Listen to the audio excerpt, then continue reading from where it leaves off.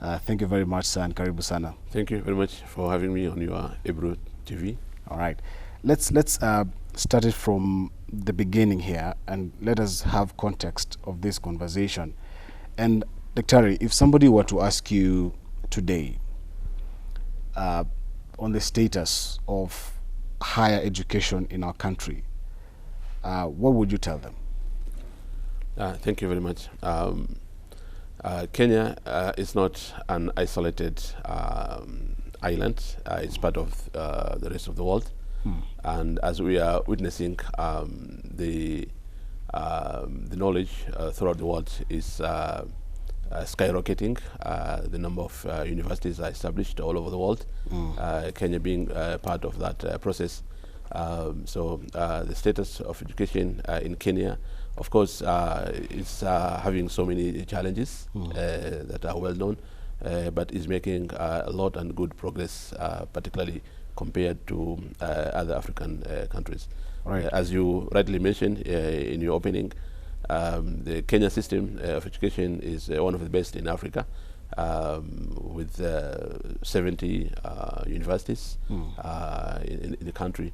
Although may look this as many universities, but still we are far behind. Actually, we need more universities. Oh, really?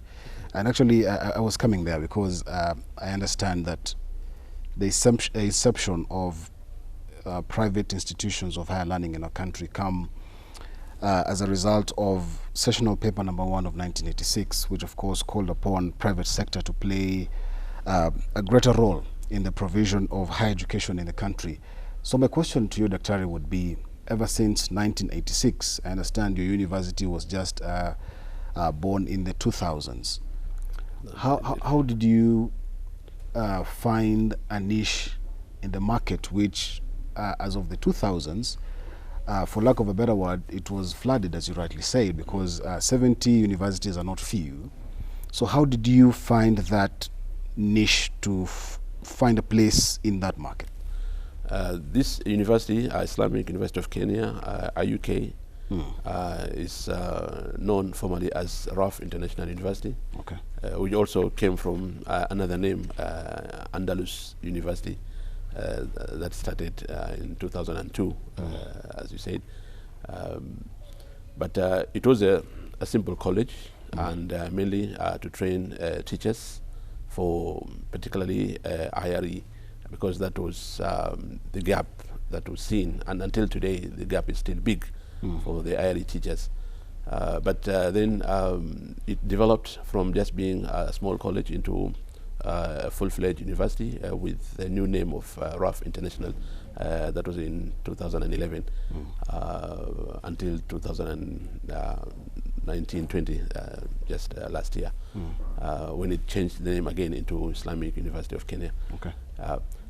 This university was established on the foundation that there is an acute need to serve the community, not only in terms of IRE teachers, but also in areas of Sharia, Islamic studies, Islamic banking, and areas that are of common interest, and not only to the one community, Muslim community, but for the entire Kenyan society and beyond as well. Okay.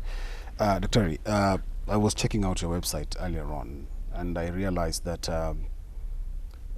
it says that the institution is premised on the principle of quality, ethics, and research. And why is this important in your daily engagements? Quality, ethics, and research. I think you'll agree with me that any meaningful education is the one that is qualitative. Anything less than that, we don't call it education. It may have another name.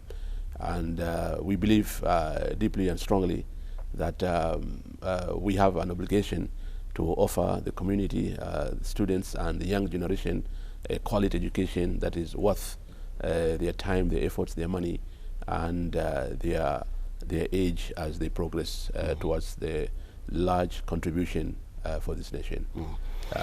This one. Secondly, is the ethics are the central part of any activity. We believe at IUK, Islamic University of Kenya, that any knowledge, a quality knowledge, if it's devoid with ethics, then that knowledge is as good as null and void, because the future leaders and the future contributors that we want to produce are the ones who will be aligned to ethics. You'll understand and you'll agree with me that many problems that we have in this nation and around the world are lack of ethics in terms of not only the behavior but also the dealings with the public finances and stuff like that. I think is a common secret for all of us. So we need quality education that is capped with ethics, so that no one from our products will be going near to anything, things like corruption and stuff like that. Very interesting. And we'll be coming to the quality of graduates that come from our universities later. But a normal university, and by normal here I mean a standard university, normally covers a full degree curriculum in about 12 semesters, give or take. But yours says it covers the same syllabus or curriculum in about 8 semesters. So how do you intend to achieve that? Well, the number of semesters depends on the program itself. Okay. Certain programs, of course, require 12 semesters, probably like medicine. Okay. There are other programs that require 10 semesters, maybe like engineering and others. But majority of programs, 8 semesters are required.